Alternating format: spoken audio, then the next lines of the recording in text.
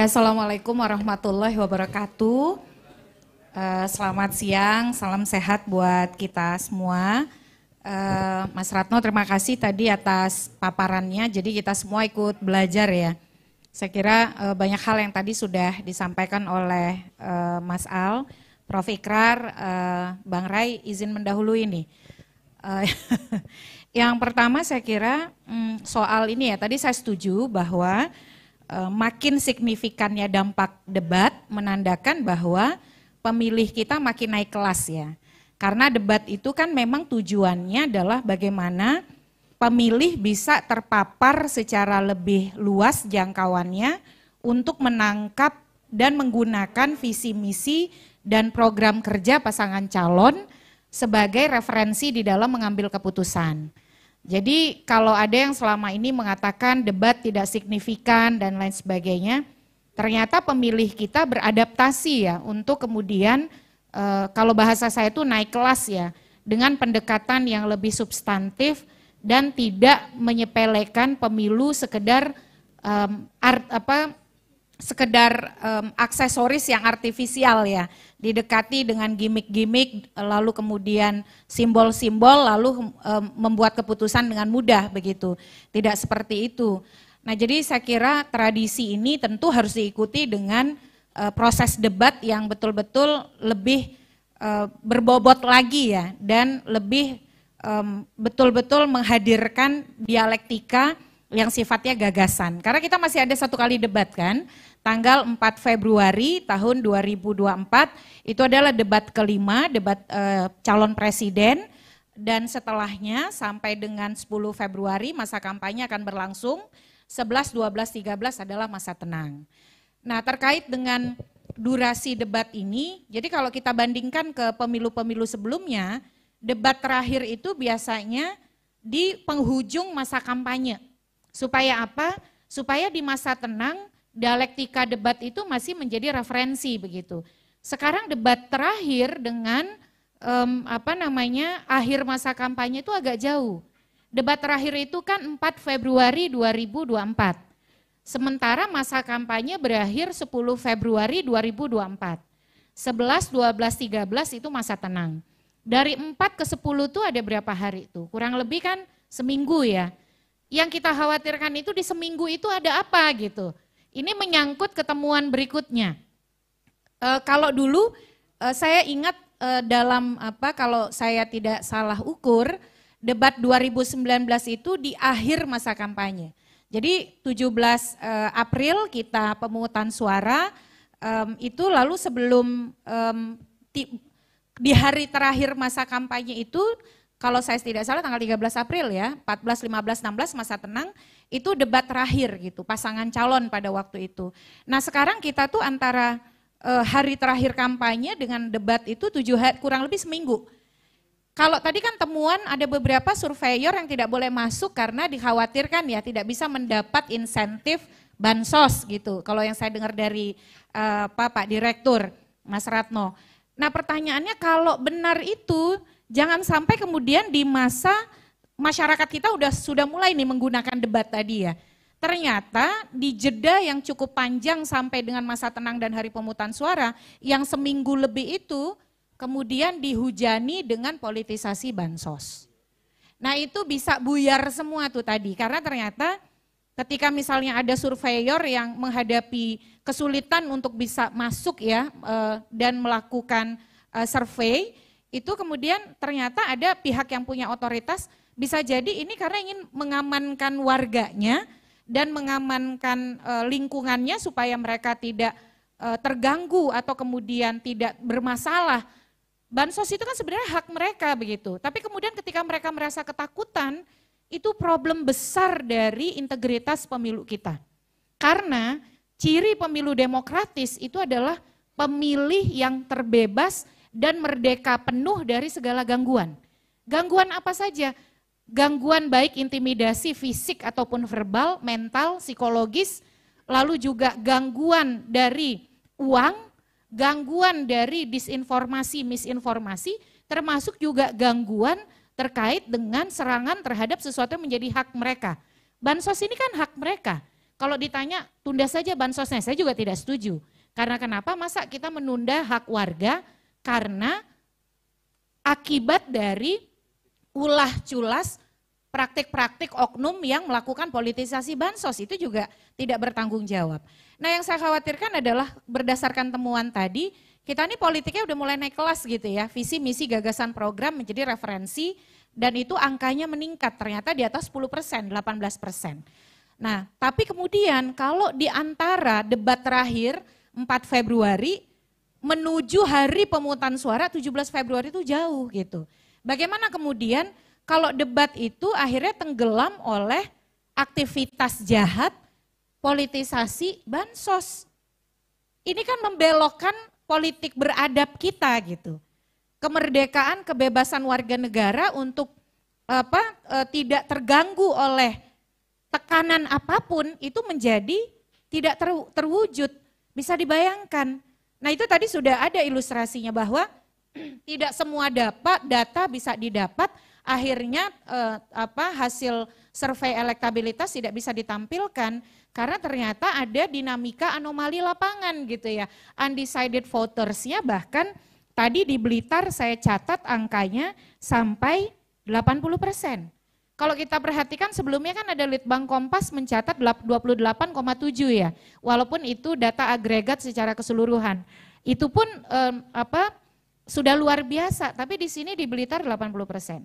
Dan itu dipengaruhi oleh misalnya tadi ada otoritas lurah yang tidak mau bansosnya bermasalah di daerahnya, atau kemudian warganya bermasalah.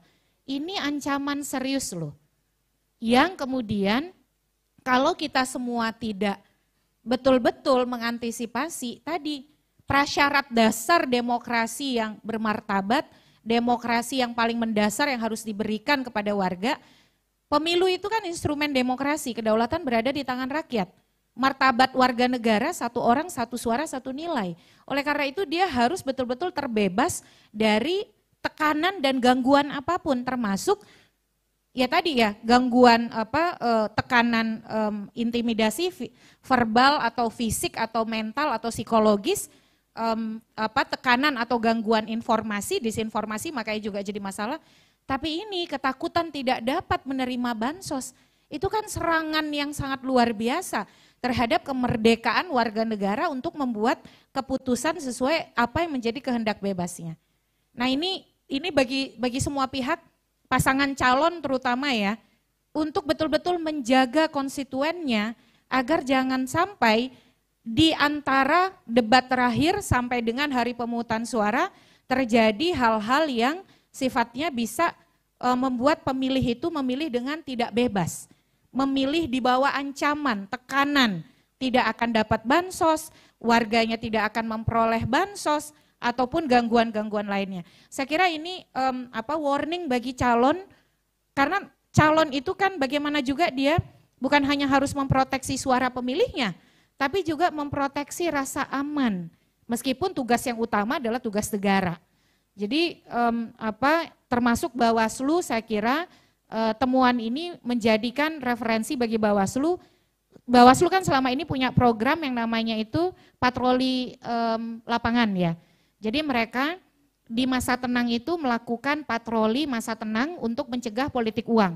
Tapi saya kira juga harus dilakukan di antara rentang 4 sampai 17 Februari, patroli pengawasan, istilah mereka patroli pengawasan, untuk mencegah praktik-praktik politisasi ilegal, politisasi dan tindakan ilegal terhadap distribusi bansos gitu. Nah itu poin yang kedua. Yang ketiga, nah kalau kita lihat ini juga menjadi tantangan bagi kita semua ketika misalnya pemilih ya mulai bersiasat untuk bahkan menjawab survei. Bagaimana supaya misalnya pilihan mereka itu tidak diketahui, atau kemudian ya mungkin ingin memberikan kejutan di tengah tren yang elektabilitas yang muncul hari ini. Itu bisa dimaknai dua hal begitu.